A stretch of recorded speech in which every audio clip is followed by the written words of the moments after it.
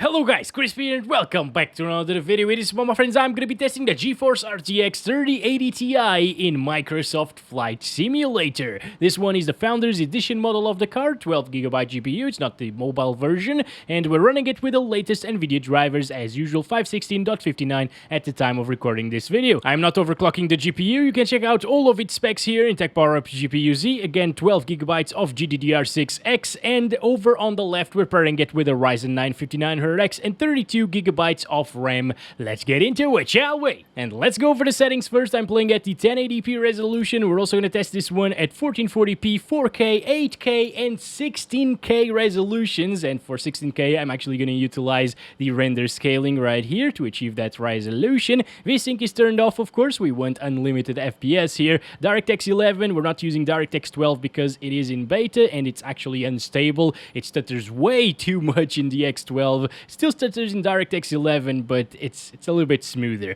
And we're using the Ultra Settings preset right here. This is it. Not everything is set to the absolute maximum. For example, this one could go up to like high, but I'll leave it on the preset. I'll just disable motion blur here because, well, it's motion blur. Let's get into it now. Okay, I'm using a controller here. It's been like 2 years since I tested this game, and I was extremely bad at it, by the way, back when I tested it first.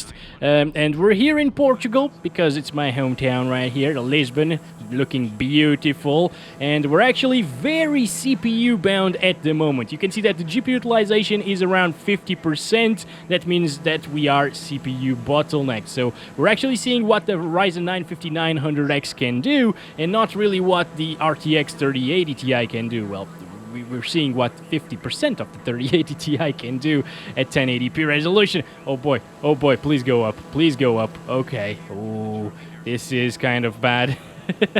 I really don't know what I'm doing when I'm playing this game. Also, you can see a lot of stuttering issues. 1% lows are already down to the 40s and 50s now. What is that? Cursor mode and toolbar panel. Oh, okay. I don't care. Oh boy, oh, we're almost hitting the houses here. Oh, that's a little stadium right there. Very interesting. So flying close to the buildings. Hopefully I manage not to crash here. It's not really that intensive. GPU usage seems to be pretty much the same, maybe slightly lower. It might be more CPU bound right here.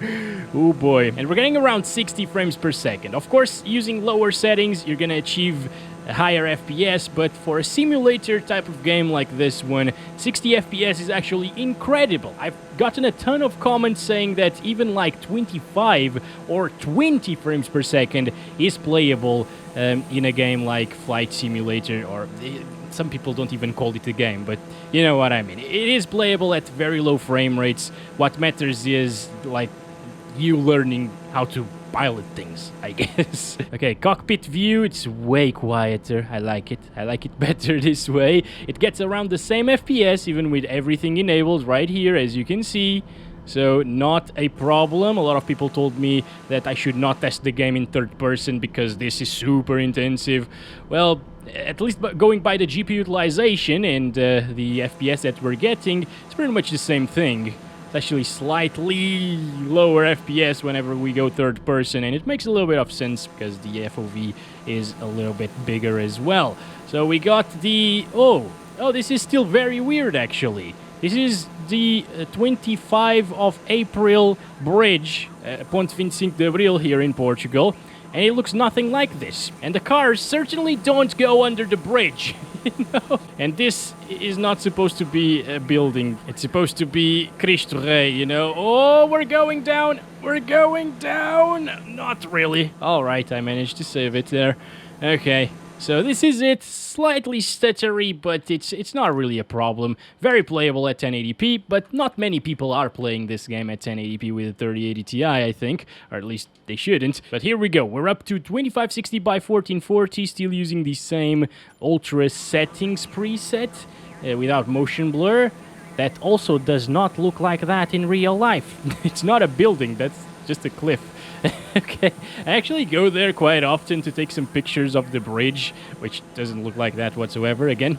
But okay, let's start counting our FPS. It should be exactly the same here using these settings at 1440p resolution because we're still going to be CPU bound. I love seeing the buildings from above, like the city from above looks amazing. Oh, Parque Eduardo VII, very nice. It's a park in the middle of Lisbon. It looks great. I also go there quite often to take pictures of the entire city.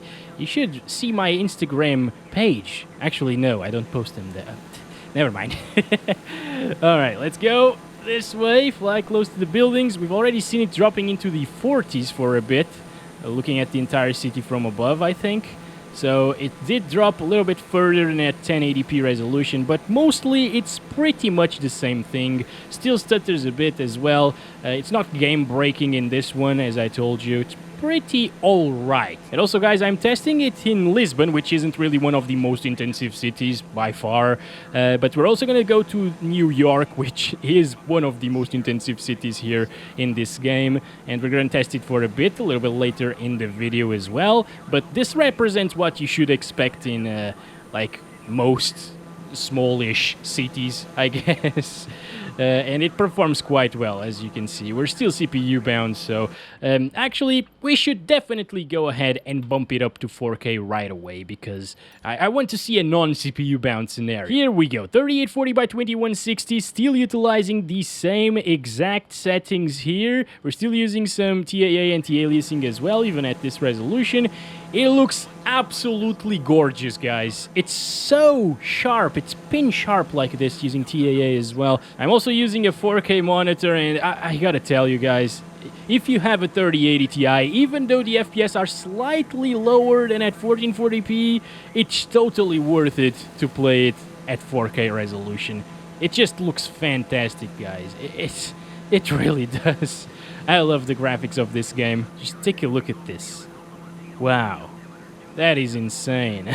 You got Casillas right there. You can catch the boat and go to Lisbon from there. That's interesting, guys. It's very nice to see it. I just really wish that we could see the statue of Jesus there, because usually that's a statue of Jesus, not a huge building like that. It's still huge, but still.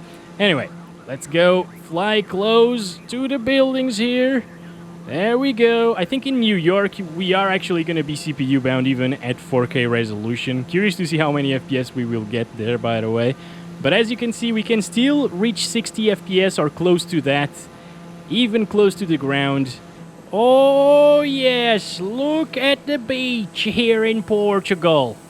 That looks awesome, actually. It's not exactly like this, but it's pretty damn close, guys. It's huge. Look at this. It goes all the way there. Also, I'm surprised to see that the FPS aren't really that different here in this area where we're not seeing a ton of buildings. And in the actual capital of Portugal, in Lisbon, it's pretty similar. We got like a 10 FPS difference, basically. Not even that, I guess. Alright, guys, this is Lagoa da Albufeira. You can actually go to the beach here. It's very nice. It's a nice place to hang out and go to the beach, catch some sun and stuff like that, which I don't do very often. Okay, we're approaching New York City. There's the Statue of Liberty right there. Still getting around the same FPS. That's very impressive. Oh, okay, that's exactly where we want to go. Alright, let's just take a look at the statue there. So far, so good. We're still at 4K resolution, of course. Didn't change anything. And, wow. That's looking pretty detailed. Let's turn that way, and that is gonna wreck everything, guys, basically. Throttle up the engine a little bit here so we can go faster. Let's go. 50s. Alright, we're already starting to see a little bit of a difference, right? Ooh, starting to stutter a little bit. Okay, this is it, guys. 40s. Honestly, I remember it to be much worse, but it's probably because I didn't have a 3080 Ti back in 2020 when I tested this first. Yeah, it's still pretty reasonable, I think. We've already gone past the first few stutters, I guess. So it should be fairly smooth from now on, I think. Especially if we go back in that direction and see that whole city again. But this is super nice for a simulator title, for sure. And you know what? Flying around, seeing the beautiful views, Whenever it stutters, it doesn't really bother me all that much, guys. It feels pretty good, but as you can see, at 4K resolution, we are now CPU bound with that 5900X. It's not enough anymore to keep up with the 3080 Ti. Oh, how am I even doing this? I bet this is nothing very impressive what I've just done, but I'm actually impressed that I managed to not crash.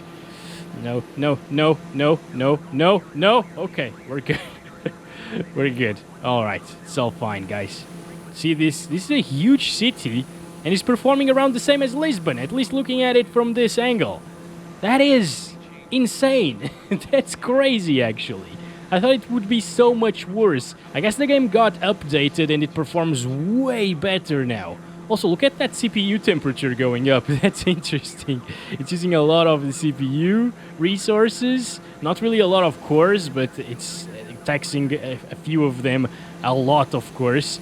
And that 3080 Ti Founders Edition pumping heat into it, it's not helping it too much. So now let's do something that you should definitely not do on a 3080 Ti, and that is go up to 8K resolution. If you don't have a 3090 or 3090 Ti, it's a very bad idea to play at these resolutions. I'm surprised it didn't crash yet, actually. It's applied 7680 by 4320, 8K resolution on ultra settings. Also, the render resolution is not at 2160p. It's just that you actually need to get out of this menu and get back to it, so it shows the correct resolution. But I don't think we have time to do that, because it's taking a really long time just to get out of this menu. Alright, we got it. Oh boy! I am super surprised that it's not crashing, though. That's impressive in its own, actually. Wow, it looks so good, though.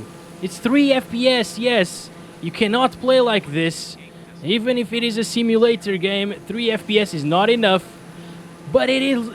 I mean, I've never seen this. This is gorgeous, guys. The difference between 4K and 8K is actually noticeable here. That's insanely sharp, oh my god. And so detailed, even at the distance. Holy crap, I've never seen anything like this, honestly. Any other game that I tested at 8K, it looks very sharp, yes, but it doesn't have the amount of detail that this one has, for sure. Holy crap. This makes me really hyped, actually, for the next generation of GPUs, guys. As you can see right now, it's not rendering the buildings as fast, and you can actually see the textures loading there. Of course, it just can't do it. It's completely maxed out right now, the GPU and the VRAM of the GPU. But it's super impressive that it's not crashing, actually. I totally expected it to crash instantly. Let's try it out. I pressed start when I said let's try it out. Let's see how long it takes to register. I don't think it did register. Okay, there we go. Oh boy! I actually stopped it before I crashed. Okay, I made it, guys.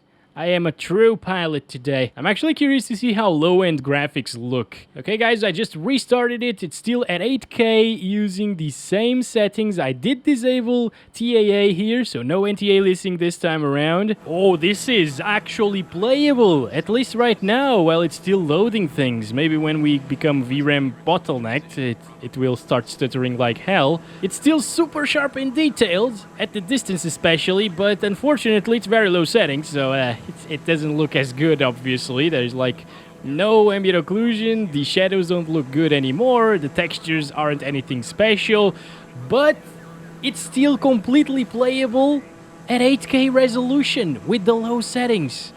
That is very impressive in itself, isn't it? Holy crap, I did not expect this actually coming from the 3080 Ti. It's actually nice and smooth. It's not stuttering too much, actually. Yeah, I'm glad we're still flying. Alright, that was close as well. Alright, 40 FPS, guys. 40 frames per second with 31% lows. Now, the 16K resolution, 15,360 by 8640. That is a crazy resolution. I've tried it a couple of times in the past in my videos, in like Battlefield 1, for example, which allows for 200% resolution scaling. It didn't go very well in any game so far. So this is it. I'm not sure if I'm going to be able to apply it, but we're getting 0 frames per second now. The RAM usage is actually almost maxed out. It went down by a little bit now, so that's okay. I managed to apply it now, guys. 1 FPS is better than 0. Let's go. Please go back. Please get inside of the game. Oh, I hear the plane already. Please don't crash. Oh boy. There's the Empire State Building right there. It's still stopped. Still trying to get back to the game. Alright. We got it, guys. We're playing Microsoft Flight Simulator 2020 at 16K resolution, very low settings, with an RTX 3080 Ti. That I was not expecting to work, my friends. That is crazy. Of course it looks like crap, especially in a slideshow with still images like these. Yeah, you can definitely see the imperfections in the textures of very low settings and everything, but it's so impressive that the game is actually running at 15,000 by 8,000 resolution or thereabouts. That's been it for this one, friends. Thank you very much for watching it. Hope you enjoyed it. This was very nice, actually, to see.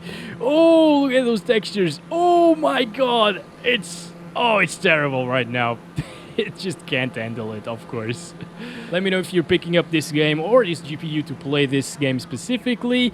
And I'll catch you guys in the next one very soon. As always, love you all. Bye-bye.